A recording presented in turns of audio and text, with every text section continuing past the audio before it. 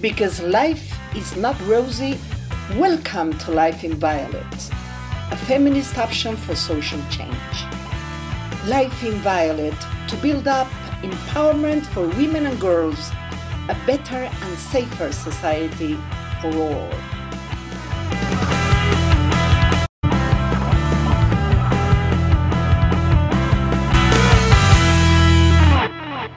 Hello, welcome.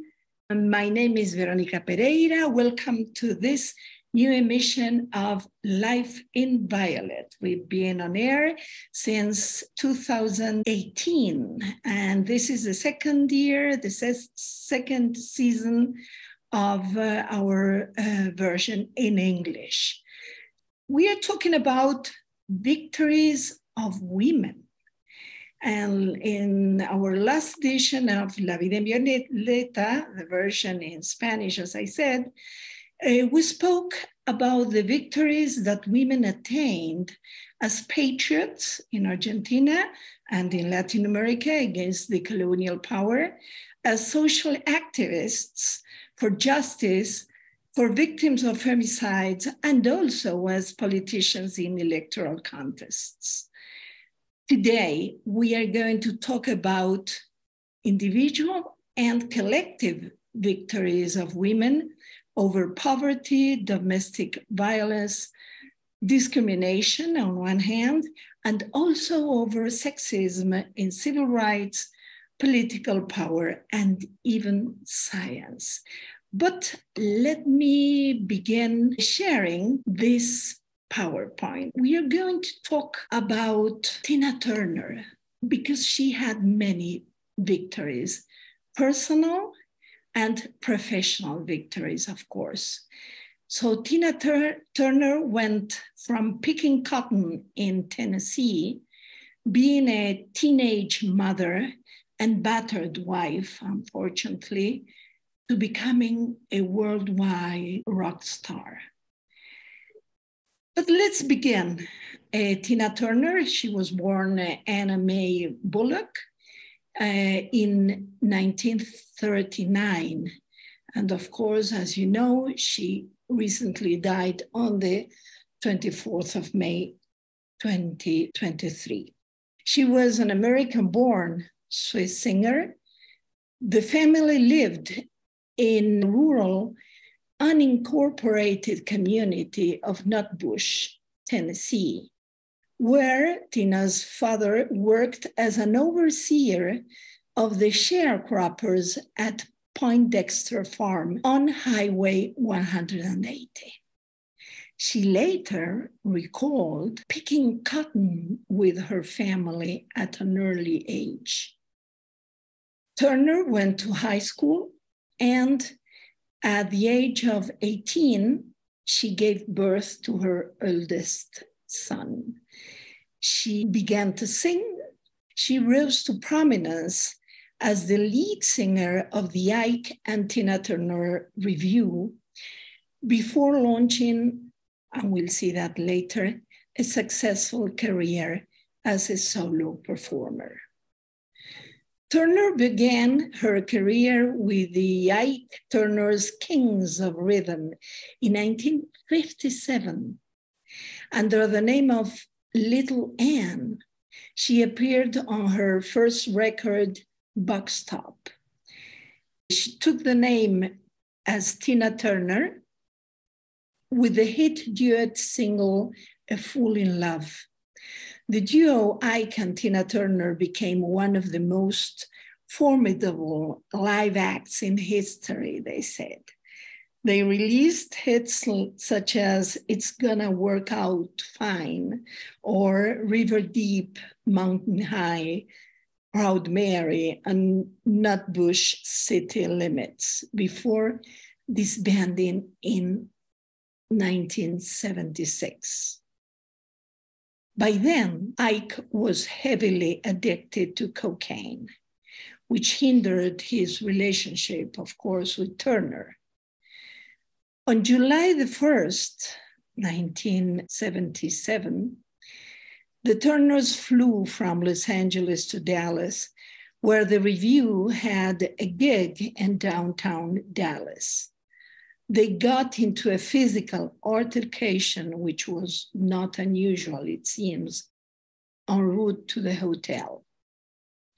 Shortly after arriving at the hotel, Turner fled from Ike with only 36 cents and a mobile gas card and hid at the Ramada Inn across the freeway. She filed for divorce on July the 27th, and it was finalized the following year. In the 1980s, Turner launched one of the greatest comebacks in music history. Her 1984 multi-platinum album, Private Dancer, contained the hit song, What's Love Got to Do With It?, which won the Grammy Award for Record of the Year and became her first and only #1 song on the Billboard Hot 100. Age 44, she was the oldest female solo artist to top the Hot 100. Her chart success continued with Better Be Good to Me, Private Dancer, We Don't Need Another Hero. I think we remember that. Or Typical Male, The Best, I Don't Want to Fight, and GoldenEye. During her Break Every Rule World Tour in 1988, she set a then Guinness World Records for the largest paying audience, 180,000 viewers for a solo performer. Turner also acted in films like Tommy or Mad Max Beyond Thunderdome, or What's Love Got to Do With It, which is, of course, biographical film adapted from her autobiography, I, Tina, My Life Story. That was in 1993.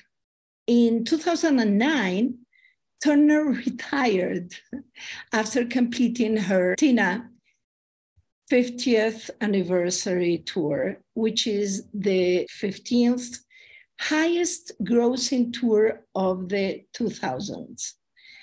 In 2018, she became the subject of a jukebox musical, Tina. Having sold over 100 million records worldwide, Turner is one of the best-selling recording artists of all time. Now listen, she received 12 Grammy Awards, which include 8 competitive awards, 3 Grammy Hall of Fame awards, and a Grammy Lifetime Achievement Award. She was the first Black artist and first woman to be on the cover of Rolling Stone, ranked her among the 100 greatest artists of all time and the 100 greatest singers of all time. Turner has a star on the Hollywood Walk of Fame and on the St. Louis Walk of Fame. She was twice inducted into the Rock and Roll Hall of Fame, for the first time with Ike Turner in 1991 and as a solo artist in 2021. She was also a recipient of, as we have seen here, of the Kennedy Center Honors and Women of the Year Award. She later remarried. It seems she was extremely happy and she went to live in Switzerland. Tina Turner was a Buddhist for many, many years. So we have seen her incredible career as a person and as a professional. She opened the way to many African-American singers like Beyonce, like Rihanna, Whitney Houston, who were following her steps. let's remember her hit, of course, Tina Turner in What's Love Got to Do with It? That was our homage to Tina Turner. And from this individual career string of victories, personal and professional victories, let's go to a much more ancient victory, but this time it is a collective victory. And let's go to the very first country where women won the right to vote in the modern world, because, of course, in many traditional societies, women had the right to vote. Let's talk about what happened in New Zealand. After 20 years of hard fight, many thousands of women could win a victory and could win their right to vote. Let's remember the pioneers, some of the leaders. In 1893, women had organized by thousands for 2 decades, and they signed a petition, a gigantic petition, with 31,872 signatures.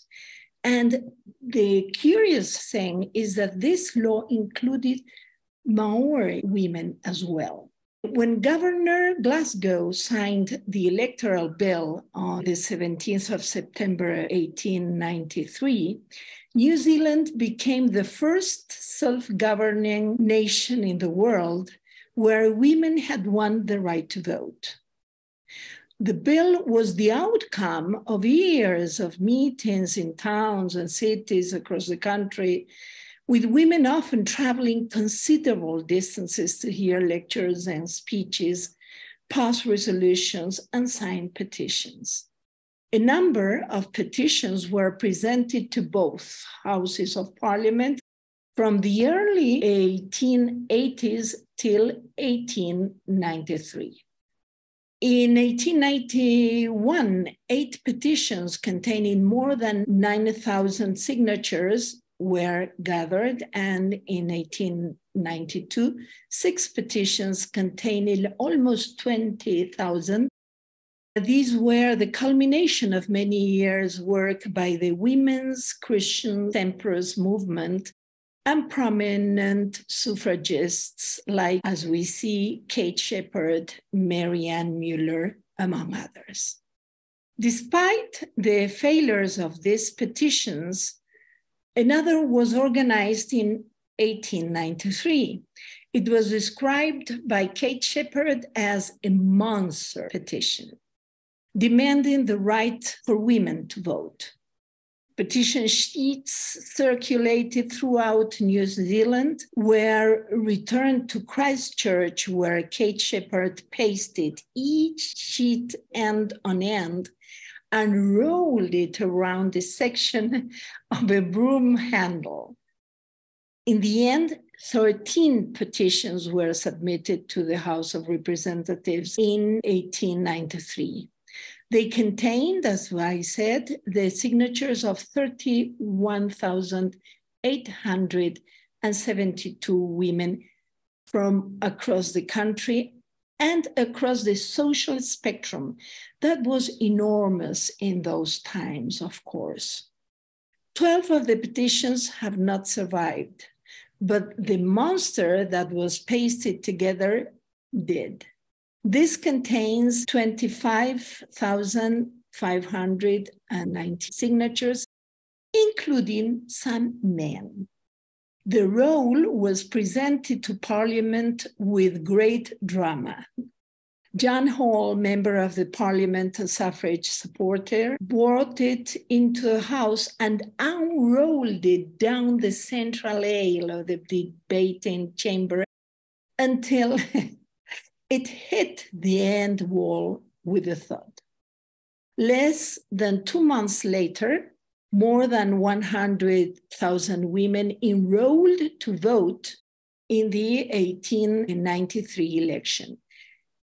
And 65% of all eligible New Zealand women voted in that election. We must say that this women's suffrage petition is on display at the Tohu external link, a permanent exhibition of the 3 constitutional documents that shape Aotearoa, New Zealand. Of course, we must say that the next country to pass the law approving women's vote was Australia in 1895. If we consider that in Argentina we had it more than 60 years later, it shows how incredible that victory of New Zealand and Australian women was. Of course, at the end, almost all the countries won the right to vote for women, or all women of most of the countries won that right. It wasn't an easy road. It involved many drawbacks. Let's just remember that in 1756, Lydia Taft became the first legal woman voter in colonial America. And this occurred under British rule in the Massachusetts colony. In a New England town meeting in Uxbridge, Massachusetts, she voted on at least 3 occasions.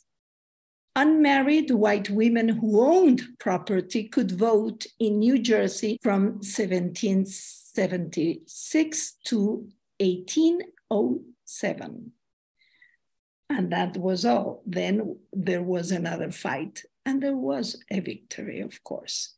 In many places, like in Hawaii, the universal suffrage was introduced in 1840 without mention of sex. However, a constitutional amendment in 1852 rescinded female voting and put property qualifications on male voting. But at the end, we had our victory. And we have these drawbacks must teach us to defend those victories. Let's go to a new musical course. This is an Argentinian singer, very young. She's called Daniela Garcia. This is a beautiful theme that is called Invocando Caporal in Dani's album Canción Jujeña. That is the song from Jujuy. Let's listen to her. Thank you, Dani Garcia. As usual, a beautiful creation. Congratulations for a very original song. Well, let's go on with our victories of women. We are going very near New Zealand, and we are going to talk about a Nobel Prize of Medicine. Let's watch this video first. Well, we began precisely with Dr. Elizabeth Blackburn. She was born in 1948. She is an Australian-American Nobel laureate who is the former president of the Salk Institute of Biological Studies. In 1984, Blackburn co-discovered telomerase, the enzyme that replenishes the telomere together with Carol Greider. For this work, she was awarded the 2009 Nobel Prize in Physiology or Medicine, sharing it, of course, with Greider and Jack Szostak, becoming the first Australian woman Nobel laureate. She also worked in medical ethics and was controversially dismissed from the Bush administration's President's Council on Bioethics. 170 scientists signed an open letter to the president in her support, maintaining that she was fired because of political opposition to her advice. Let's know her personally. She is the second of 7 children. She was born in Hobart, Tasmania, to parents, both family physicians. Her family moved to the city of Launceston when she was 4, where she attended the Bodleian House Church of England's Girls' Grammar School, later amalgamated with Launceston Church Grammar School until the age of 16. Upon her family relocation to Melbourne, she attended University High School and ultimately gained very high marks in the end of the year final statewide matriculation exams. She went on to learn a Bachelor of Science and Master of Science, both from the University of Melbourne in the field of biochemistry. Blackburn then went to receive her PhD from Darwin College at the University of Cambridge for work she did with Frederick Sanger, developing methods to sequence DNA using RNA, as well as studying the bacteriophage. Let's talk about her Nobel Prize. For their research and contributions to the understanding of the telomeres she was talking about in the video and the enzyme telomerase, Elizabeth Blackburn, Carol Greider, and Jack Szostak were awarded, as we said, the 2009 Nobel Prize in Physiology or Medicine. The substantial research on the effects of chromosomal protection from telomerase and the impact that this has on cellular division has been a revolutionary catalyst in the field of molecular biology. For example, the addition of telomerase to cells that do not possess this enzyme has shown to bypass the limit of cellular aging. The addition of telomerase and the presence of the enzyme in cancer cells has been shown to provide an immunity mechanism for the cell in proliferating, linking the transferase activity to increased cellular growth and reduced sensitivity for cellular signaling. Telomeres are also believed to play an important role in certain types of cancers, including pancreatic, bone, prostate, bladder, lung, kidney, and head and neck cancer. The importance of discovering this enzyme has since led her continued research at the University of California, San Francisco, where she studies the effects of telomeres and telomerase activity on cellular aging. Blackburn serves on the Science Advisory Board of the Regenerative Medicine Foundation, formerly known as the Genetic Policy Institute. What is she doing now? In recent years, Blackburn and her colleagues have been investigating the effect of stress on telomerase and telomeres, with particular emphasis on mindful meditation. That is comprehensible for all of us, stress and meditation. She is also one of the several biologists and one of 2 Nobel Prize laureates in the 1995 science documentary, Death by Design of Life and Times. She also featured in the 2012 Emmy Award-winning science documentary, Decoding Immortality, also known as Immortal, by Jean Paul Productions. And this is very important. Studies suggest that chronic psychological stress may accelerate aging at the cellular level. Intimate partner violence was found to shorten telomere length in formerly abused women versus never abused women. possibly causing poorer overall health and greater morbidity in abused women. This discovery is so essential for all the topics we've been talking about during these 6 seasons in Life in Violet and La Vida en Violeta.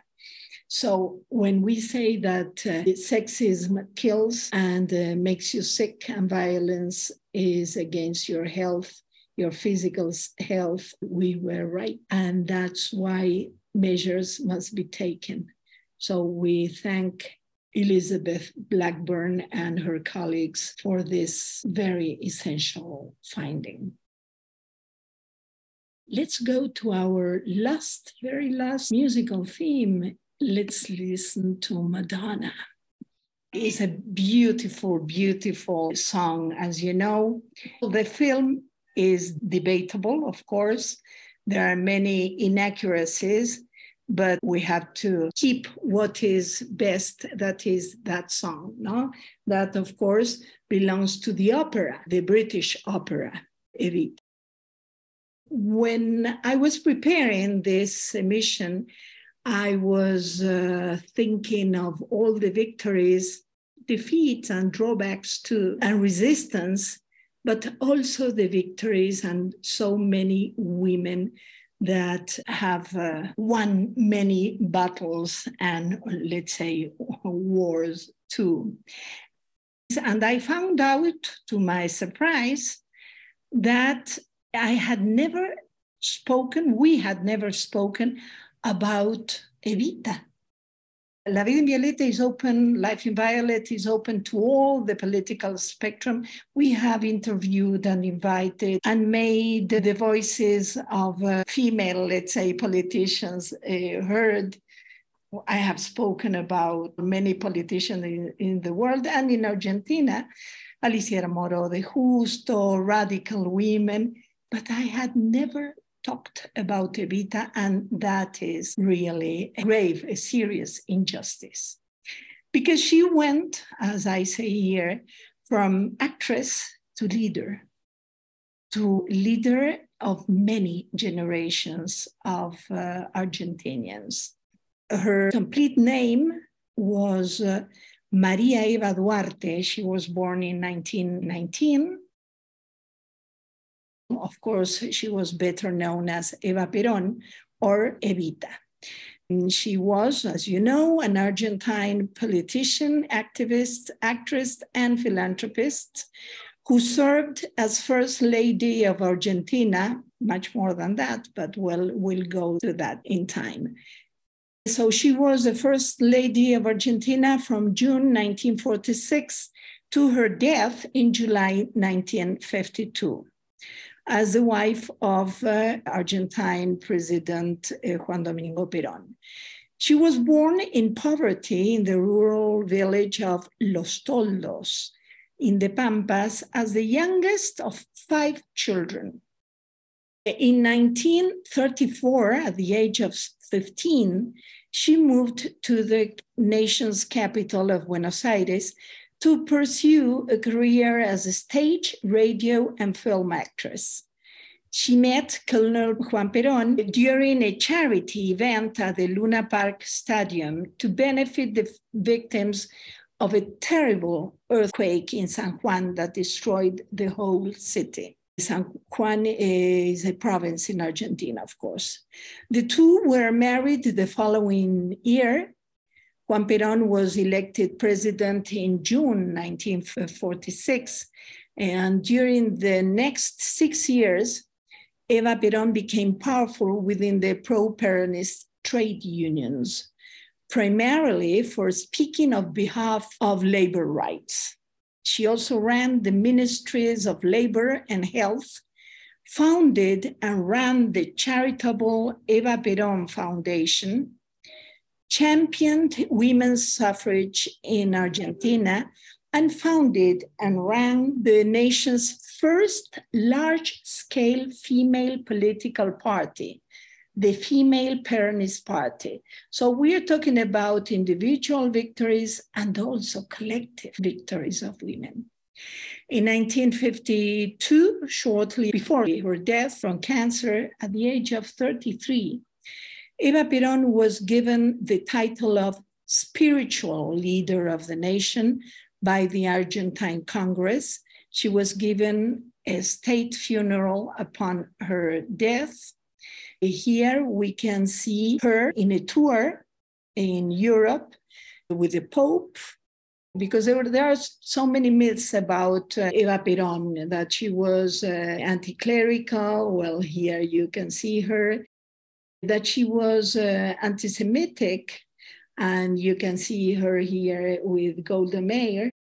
In fact, Perón was the first president that designated a Jewish minister. You see her with Franco too, of course, with one of her famous dresses. She was very criticized because she was elegant as First Lady. You can see her in entering the Colón Theater, which is a very important theater in Argentina, with the diplomatic corps. She was really adored and worshipped by the people. She was given a state funeral upon her death, a prerogative generally reserved for heads of state. Eva Perón has become a part of international popular culture, most famously as the subject of the musical Evita. Evita is said to have inspired the passing of progressive laws, like the law that stated that the children born to unmarried parents would not be referred to as illegitimate any longer, but as natural children. They would also have the same rights as the children born to married parents. We have to say that she is one of the 5 children of unmarried parents. Of Juan Duarte was her father's name. The important thing is that she carried out many charitable and feminist activities. The Eva Perón Foundation began with 10,000 pesos provided by Evita herself. The foundation began as the simplest response to the poverty encountered each day in her office and to the appalling backwardness of social services, or charity as it was still called, in Argentina. The foundation was supported by donation of cash and goods from the Peronist unions and private businesses, and that of the Confederación General del Trabajo, which is the National Confederation of Trade Unions. Fundación Evita employed 14,000 workers in the end, of whom 6,000 were construction workers. And again, 26 were priests. The foundation purchased and distributed annually 400,000 pairs of shoes, 500,000 sewing machines, and 200,000 cooking pots. The foundation also gave scholarships, built homes, hospitals, and other charitable institutions. They even built a chain of tourist hotels that are still working with another name. Of course, they are in private hands. The foundation also built entire communities such as Ciudad Evita, Evita City, which still exists today. Due to the works and health services of the foundation, for the first time in history, there was no inequality in Argentine healthcare. That, must be said, was credited to Ramón Carrillo, who was an incredible physician and a politician as well. Eva Perón has often been credited with gaining the right to vote for Argentine women. While Eva did make radio addresses in support of women's suffrage, and also published in her Democracia newspaper asking male Peronists to support women's rights to vote, ultimately, the ability to grant to women the right to vote was beyond Eva's powers, of course. At the end, House of Representatives sanctioned the law that established the equality of political rights between men and women and universal suffrage in Argentina. It was approved unanimously. In a public celebration and ceremony, Juan Perón signed the law granting women the right to vote, and then he handed the bill to Eva, symbolically making it hers. You can watch in YouTube videos where you can follow the debate, and you can see that Eva Perón, Evita, intervened in that debate and turned the vote in favor, of course. Eva Perón then created the Female Peronist Party, the first large female political party in the nation, the first and last, I would say. By 1971, the party had 500,000 members and 3,600 headquarters across the country. While Eva Perón did not consider herself a feminist, her impact on the political life of women was decisive. Thousands of previously apolitical women entered politics because of Eva Perón. She empowered the Argentinian women to think, to vote, to become engaged in politics. They were the first women active in Argentine politics. The combination of female suffrage and the organization of Female Peronist Party granted Juan Perón a large majority, 63% of the vote in the 1951 presidential election. In 1951, Eva Duarte was chosen by her husband as a candidate for vice president. She declined the invitation, saying that her only ambition was that in the large chapter of history to be written about her husband, the footnotes would mention a woman who brought the hopes and dreams of the people to the president. A woman who eventually turned those hopes and dreams into glorious reality. In Peronist rhetoric, this event has come to be referred to as the renunciation, portraying Evita as having been a selfless woman in line with the Hispanic myth of Marianism. And here it is the moment of the renunciation. She is so weak that she has to be held, and she was extremely ill. The crowds were crazy, asking her to be a candidate, but she declines the invitation of the people of the political party. She is really moved because she knows she's dying.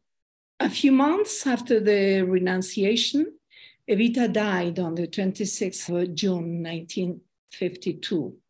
Radio broadcasts throughout the country were interrupted with the announcement that it's a very sad duty to inform the people of the Republic that Mrs. Eva Perón, spiritual leader of the nation, died. Popular grief was overwhelming. The crowd outside of the presidential residence where Evita died grew dense, congesting the streets for 10 blocks in each direction. For the following 2 weeks, lines stretched by many city blocks with mourners waiting hours to see Evita's body lie in state at the Ministry of Labor. I have to say that her body was involved by Dr. Ara, a Spanish doctor. But in 1955, a military dictatorship took power, and the new authorities removed Evita's body from display, and its whereabouts were a mystery for 16 years. Evita's body was buried in a crypt in Milan, Italy, under the name of Maria Maggi. It appeared that her body had been damaged during its transport and storage. In 1971, Evita's body was exhumed and flown to Spain. In 1973, Eva Perón's body returned to Argentina to be displayed beside her husband's corpse. On the 50th anniversary of Eva Perón's death, a museum opened in her honor in 2002 called Museo Evita.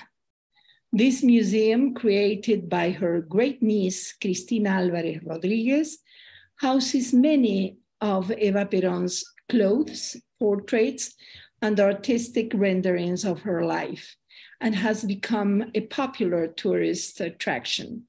The museum was opened in a building that was once used by the Eva Perón Foundation.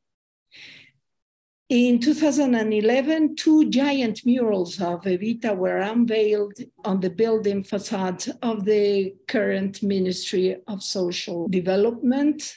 In 2012, to commemorate the 60th anniversary of Evita's death, notes were issued in a value of 100 pesos. Eva Duarte was the first actual woman to be featured on the currency of Argentina. By the late 20th century, Eva Perón had become the subject of numerous articles, books, stage plays, and musicals, beginning from 1952, the musical, and then the musical production Evita, the last theme we heard just some minutes ago, that was produced in 1976 and has generated over 2 billion in revenue. Of course, there is this movie, 1996, with Madonna in the title role. And she received many, many acknowledgements. She received the Grand Cross of the Order of the Condos of the Andes from Bolivia, the Grand Cross of the Order of the Southern Cross, Brazil, Grand Cross of the Order of Boyacá, Special Class, Colombia, Dame Grand Cross of the Order of Orange Nassau, Netherlands, Dame Grand Cross of the Order of Isabella the Catholic in Spain, Dame Grand Cross of Sovereign Military Order of Malta, Sovereign Order of Grand Cross of the Order of the Aztec Eagle in Mexico, Grand Cross of the Order of Omeyyades in Syria, Grand Cross of the Order of Merit and the Ecuadorian Red Cross in Ecuador, of course, the Grand Cross of the Order and Merit of Honor and Merit from Haiti,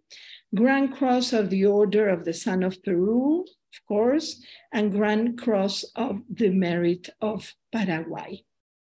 And just to conclude, let me quote the words of John Balfour, who was the British ambassador in Argentina during the Perón, and who describes in a very magnanimous and objective way Evita's popularity. John Balfour says, "She was, by any standard, a very extraordinary woman. When you think of Argentina, and indeed Latin America, as a men-dominated part of the world, there was this woman who was playing a very great role. And of course, she aroused very different feelings in the people with whom she lived. The oligarchs, as she called the well-to-do and privileged people, hated her. In fact, they hated her much more than they hated Perón. I go back to John Balfour's words. They looked upon her as a ruthless woman. The masses of the people, on the other hand, worshipped her. They looked upon her as a lady bountiful who was dispensing manna from heaven. Well, this has been everything for the Victories of Women. We hope we have made visible some of the victories of women. Naturally, there have been and there will always be defeats in our fight for our empowerment and advance. We do not deny defeats and drawbacks. Making victories visible does not erase challenges. Making women's visible gives us the strength and hope necessary to go on fighting. My name is Verònica Pereira. Bye. And this has been Life in Violet, raising feminist consciousness at a global level. Stay tuned